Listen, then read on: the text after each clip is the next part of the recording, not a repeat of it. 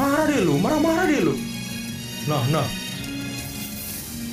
Tuh, nunjuk-nunjuk terus Pak Rianto loh. Saudara dampingi saja klien saudara. Gak usah ngajari saya, penyidikan sekarang juga banyak yang dihentikan, muncul SP3. Ya kalau begitu saudara lakukan. Pendapat saudara. Saudara lakukan aja bagaimana meng-SP3 laporan kami itu saja. Kenapa? Fakta. Bambang Tri, Anda dampingin masuk. Fakta, Bambang Tri Anda dampingin masuk. Kalau bisa semua Anda dampingin masuk. Masuk. Anda yang membuat klien Anda masuk.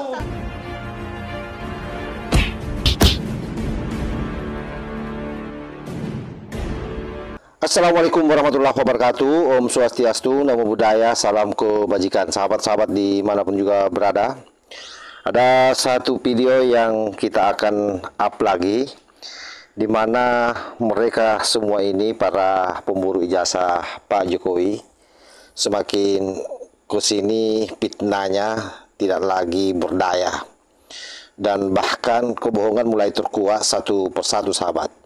Yang tersisa hanyalah amarah, frustasi, dan hilangnya harga diri. Inilah potret terbaru dari para pemburu ijazah Pak Jokowi. Rismond Sianipar, si pemburu akademik, dan Khosinuddin, sang pengacara tompel yang lebih jago marah daripada menjawab fakta.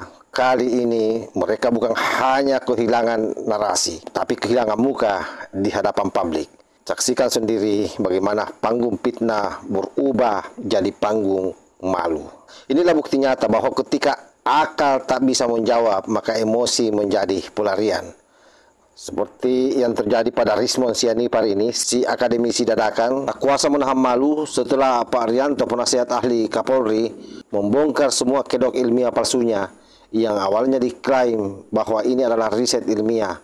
Ternyata hanya bungkus retorika murahan untuk menjatuhkan kehormatan Pak Jokowi. Dan saat tidak bisa membalas dengan data, Rismond justru maju dengan jari telunjuk dengan nada membentak pada saat acara sudah selesai.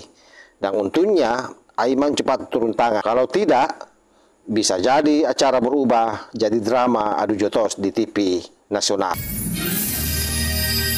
Nah, lihat tuh Rismond tuh.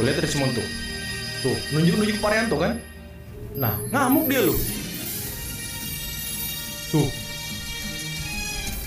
Sampai dihadang sama Iman kan?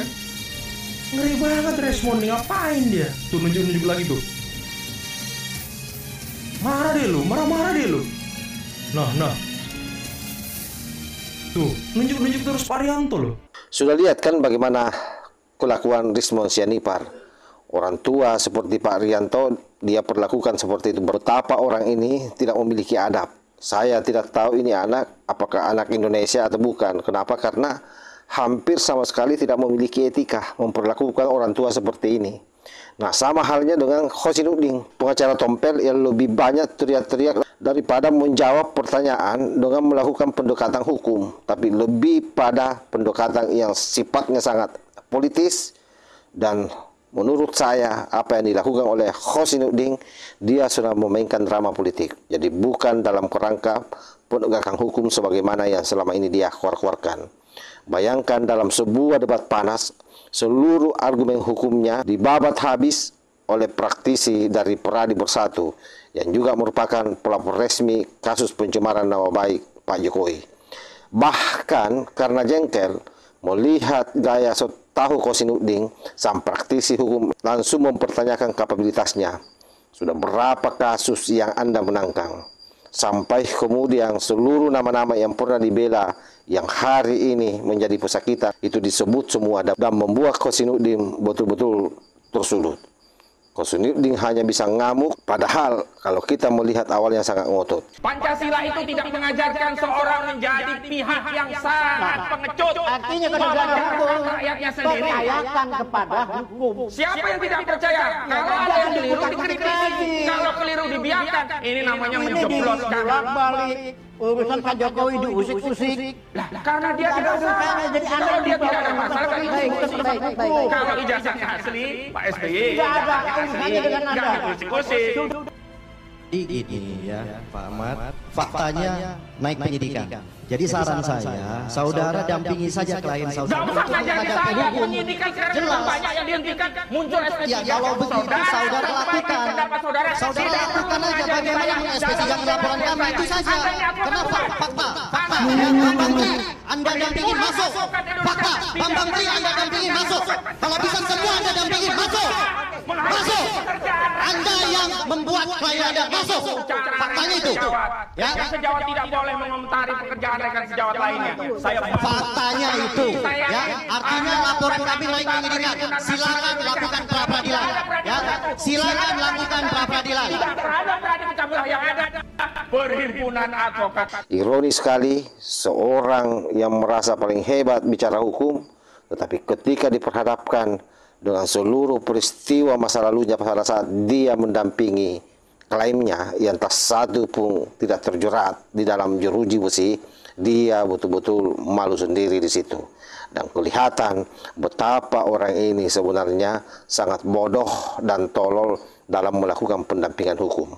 Beginilah akhir daripada penjajah kebohongan. Suara mereka mulai tak dipercaya, argumentasi mereka mudah dipatahkan, dan yang tersisa hanya drama murahan di depan kamera. Rismond, Roy Suryo, Hosinuddin dan Tipa, mereka bukan lagi pembawa misi kebenaran, sahabat, tapi mereka adalah badut-badut opini yang gagal jadi pahlawan. Mereka berharap bisa menjatuhkan martabat Pak Jokowi, tapi justru mempermalukan diri sendiri di hadapan bangsa dan masyarakat. Rakyat pun mulai sadar siapa yang membawa data dan siapa yang membawa dusta. Saya kira sangat jelas terpapar di kita semua bagaimana narasi kebohongan yang setiap hari, setiap jam, setiap detik mereka lantungkan di media sosial. Wallahul muwaffiq ila aqwamit thariq. Wassalamualaikum warahmatullahi wabarakatuh.